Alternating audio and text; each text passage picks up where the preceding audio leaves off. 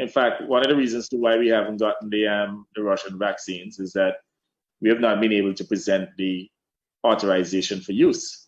Now, we got authorization for importation before, and we got in 1,000, another 1,000 to follow, and those are actually gifts that we got from the Russian investment fund. But we have an order for 50,000 vaccines, and I'm pretty sure they would not have given serious consideration until such time as we had authorization for use, because the last thing they wanted is for the vaccines to come here and we don't use them, and they go to waste, because 50,000, 500,000 US dollars doesn't mean anything to Russia. They just want to know that there's a broad category of countries utilizing their vaccines, and the reputational damage of sending vaccines to a country, and next thing they don't use them and they have to discard out of them. That's serious. But in any case, you recognize that the Sputnik continues to be a celebrated vaccine.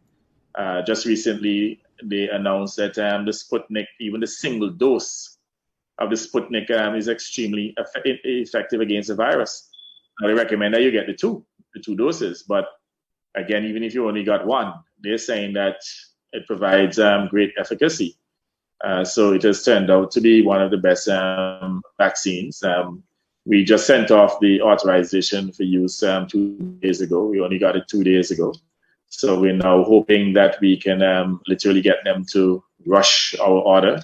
I believe that we're somewhere down the pecking order because we have had to wait nearly 2 months before we get the approval. And that is unfortunately part of the bureaucracy, and when you push people publicly to get these things done, they say that you're dictatorial and so on, you have attitude, and but this is unfortunate, in a public health crisis, and we have to be a little more nimble than we've been, and we have to be able to anticipate certain things, because by the time the Lancet published about 3 months ago that the Sputnik is extremely effective with a 92% efficacy, I don't see that any official here has any greater analysis to do.